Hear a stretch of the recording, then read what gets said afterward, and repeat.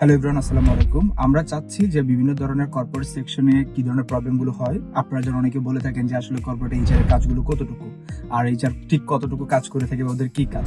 So basically আজকে আমরা একটা কোম্পানিতে একটা মিটিং এ গিয়েছিলাম, একটা মাল্টিন্যাশনাল কোম্পানি। সো ওখানে গিয়ে আমরা কিছু প্রবলেম ফেস করলাম, যেই প্রবলেমগুলো আসলে বাংলাদেশের প্রত্যেকটা রিক্রুটমেন্ট সেক্টরটাতে বা রিক্রুটমেন্টের যে পার্টটা থাকে তারা প্রবলেমটা ফেস করে থাকে। আমাদের বাংলাদেশে একজন ক্যান্ডিডেট ঠিক কিরকম রেসপন্সিবিলিটি নিয়ে একটা মাল্টিন্যাশনাল কোম্পানিতে কাজ করতে আসা উচিত বা তাদের মাথায় রাখা উচিত, এই বিষয়গুলো আসলে আমরা স্টুডেন্ট থাকা অবস্থায় বা কর্পোরেটে থাকা অবস্থায় ঠিক কতটুকু জানি বা এটাকে কতটুকু ভ্যালু করি, এই জিনিসটাতে ঠিক কি পরিমাণ গ্যাপ আছে, বা বাহির থেকে যারা ব্যবসা করতে বাংলাদেশে আসে তাদের একটা পারসেপশন ঠিক কেমন ক্রিয়েট হয়, এই বিষয়ে ছোট্ট করে আজকে কথা বলবো। আজ আমাদের সাথে আছে ইসমাইল হোসেন জয় or জয় ভাই, head of business HR and staffing from Staffland Bangladesh. আজকে ওনার কাছ থেকে একটু বিস্তারিত শুনবো।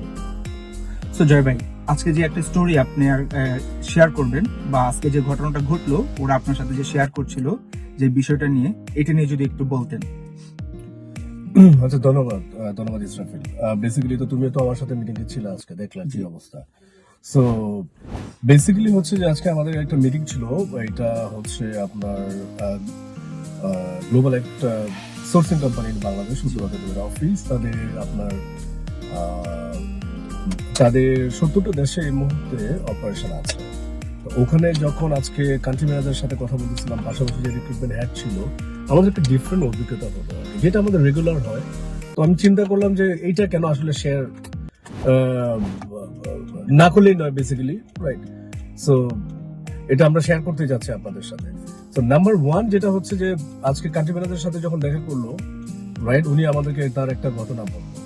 ঘটনাটা হচ্ছে এরকম, তারা একটা আপনার sales manager position for this sourcing company, এটা একটা যেহেতু মাল্টিন্যাশনাল কোম্পানি, তো তাদের ইন্ডাস্ট্রি থেকে আরেকজনকে তারা হায়ার করেছে।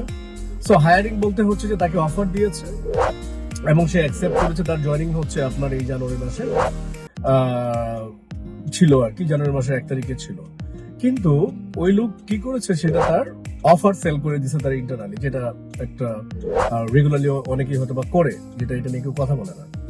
তো ঘটনাটা হচ্ছে এইরকম যে সেলস ম্যানেজার পজিশনের জন্য তারা একটা ইন্ডাস্ট্রি থেকে একজনকে হায়ার করেছে। সে অফার লেটার নিচে সাইন করছে, তার জয়েনিং ডেট ছিল আপনার 1 জানুয়ারিতে। তো এবং সে ওই কোম্পানিতে নোটিস পিরিয়ড নিচে হচ্ছে 3 মাসের জন্য। সো তার মানে 90 ডেজ এই কোম্পানি তার জন্য অপেক্ষা করেছে। এই কোম্পানিটা এত বড় না, বাট এটা মাল্টিন্যাশনাল কোম্পানি, আপনি জানেন যে ম্যাক্সিমাম ওদের সার্টেন একটা পোর্শন থাকে নিজস্ব পেরোলে, অ্যান্ড 20% or 30% থাকে হচ্ছে আউটসোর্সিং থাকে, সবাইকে তাদের পেরোলে রাখে না। তো they are very solid about that. তো কারেন্টলি যে কান্ট্রি ম্যানেজার, উনি একজন ফরেনার, উনি যেটা আমাকে বললো আজকে মিটিং এর পরে, যে কেন তারা রিক্রুটমেন্ট কোম্পানির সাথে এখন যাচ্ছে। তারা বেসিক্যালি কোনো রিক্রুটমেন্ট কোম্পানির সাথে আগে কাজ করে না, তারা নিজেরা সোর্স করেছে, ইন্ডাস্ট্রি থেকে রেফারেন্সের থ্রুতে তারা সিভি পাইছে। তাদের যে আমাদের যে জব পোর্টাল আছে বিডি জবসের থ্রুতে তারা চেষ্টা করেছে, কিন্তু অবশেষে তারা রেফারেন্সের থ্রুতে নিল এবং ওই ক্যান্ডিডেটটা মনে হয়েছে যে ভালো। তো তাকে যখন অফার লেটার দেওয়া হলো, তার তো জয়েনিং করার কথা 1 জানুয়ারিতে। সে কি করেছে, 1 জানুয়ারিতে জয়েন করে না। উল্লেখ করা উচিত যে সে কিন্তু 3 মাস নোটিস পিরিয়ড অলরেডি নিচ্ছে জয়েন করার। এই 3 মাসে ওই সোর্সিং কোম্পানিটা, এই মাল্টিন্যাশনাল বাইং কোম্পানিটা, তারা কিন্তু আর কোনো ক্যান্ডিডেটকে তারা ইন্টারভিউ নেয় নাই, তাদের কোনো ব্যাকআপ ক্যান্ডিডেট ছিল না, তার জন্য অপেক্ষা করেছে।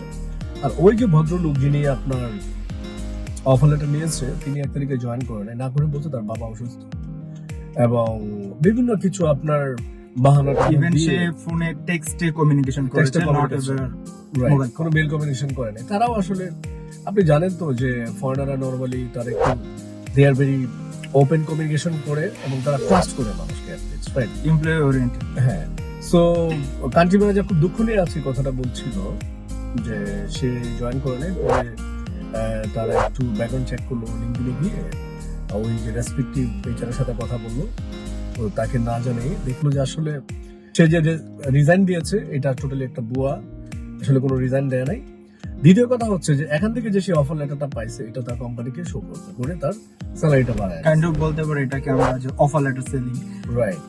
তো এই যে কাজটা করলো দেখেন, সে কিন্তু চাইলে তার অর্গানাইজেশন যখনই তার স্যালারিটা বাড়ায় দিচ্ছে, সে বলতে পারতো যে ঠিক আছে আমার বস ছাড়তেছে না কিংবা আমি এখন পারতেছি না, আসলে আমি চিন্তা করেছিলাম যে আপনাদের এখানে জয়েন করবো, কিন্তু এই মুহূর্তে as per the scope of work and আমার প্রেজেন্ট কোম্পানির যে প্রেজেন্ট প্রজেক্ট গুলো আছে এগুলো তো আমার শেষ করতে হবে, অথবা যে কোনো সে একটা ভ্যালিড এক্সকিউজ দিয়ে সে কিন্তু এটা মানা করে দিতে পারতো। এতে করে কি হতো, যে কোম্পানিতে যাবে সেই কোম্পানির লোকেরা আবার খুব তাড়াতাড়ি আরেকজনকে হয়তো বা হায়ার করে ফেলতো। এখন কি হলো, সে তো জয়েন করলোই না, জানুয়ারি মাসটা পুরোটা চলে গেল, তার এখানে হয়তো বা সে 5 বছর পরে তার জন্য এখানে একটা স্কোপ রেডি হতে পারে বা হতে পারতো, এটা তার নষ্ট হলো, তার ব্র্যান্ড ইমেজ নষ্ট হলো, রাইট? ইন্ডাস্ট্রিতে এখন এরাও তো অনেকের সাথে গল্প করবে যে ওই ব্যক্তিকে আমরা হায়ার করেছিলাম কিন্তু সে জয়েন করে নাই, শেষ মুহূর্তে আমাদেরকে ভিকটিম করেছে।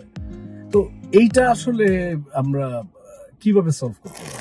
আচ্ছা, সো এটার সাথে যদি একটু অ্যালাইন করে থাকি, যে শুরুতে যেটা বলছিলাম, কর্পোরেটে আমরা আসলে কতটুকু রেসপন্সিবিলিটি নিয়ে কাজ করি। তো আপনার জায়গা থেকে কি এটা মনে হয় না, সিন্স যেহেতু আপনি একজন এইচআর প্রফেশনাল, যে ওই ক্যান্ডিডেটের আসলে ওই মুহূর্তে কি করা উচিত ছিল?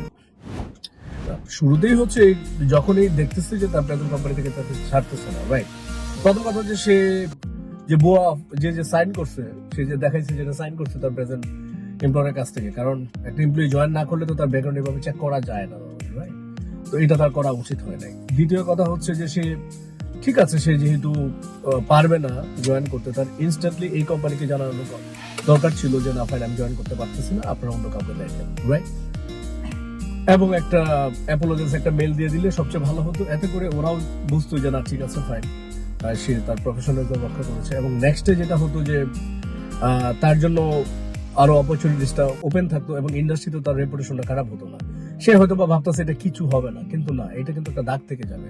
কারণ উনি একজন শ্রীলঙ্কান কান্ট্রি ম্যানেজার, উনি চাইলেই তাদের যে Sri Lanka Bangla chamber of commerce আছে বা তাদের যে নিজস্ব এক্সপার্ট কমিউনিটি আছে, ওখানে কিন্তু ইজিলি চাইলে একটা কমেন্টস করতে পারে বা ব্যাপারে কিছু শেয়ার করতে পারে, অথবা ওই এইচআর কে বলতে পারে যে আপনাদের ক্যান্ডিডেট আমাদের সাথে এই ধরনের ব্যবহার করেছে।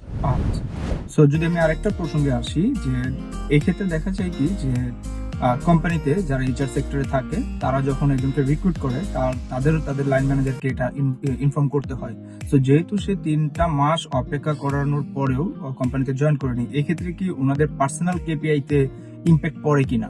না, এটা তো হয়েছে অলরেডি। এইচআর এ দেখেন পার্সোনাল কেপিআই তো শেষ, রাইট? তাদের বিজনেস ইম্প্যাক্ট করেছে, কারণ এই রোলে আর কেউ নাই ম্যানেজার, তাদের টিমটা ছোট, আমি আগেই বলেছি। এখন উনি তো পুরোপুরি হতাশ হয়ে গেছে বাংলাদেশের ট্যালেন্টের উপরে। সো জয় ভাই, আপনার কি এখানে লাস্ট কোনো একটা অবজারভেশন আছে? See, when opportunity knocks you should answer it, right. So এখন আপনি কিভাবে অ্যান্সার করবেন, কিভাবে এটাকে ডিল করবেন, ইট ম্যাটার্স। কর্পোরেটে একটু ইন্টিগ্রিটি নিয়ে আসলে থাকতে হয়, রাইট? আপনি যেখানে আছেন এবং যেখানে পরবর্তীতে কেরিয়ার করবেন, দুইটাকেই আপনাকে সঠিকভাবে মূল্যায়ন করতে হবে। না হয় অনেক অপরচুনিটিস আসবে যাবে, কিন্তু কোনো কারণে সেটা আপনার জন্য নাও হতে পারে।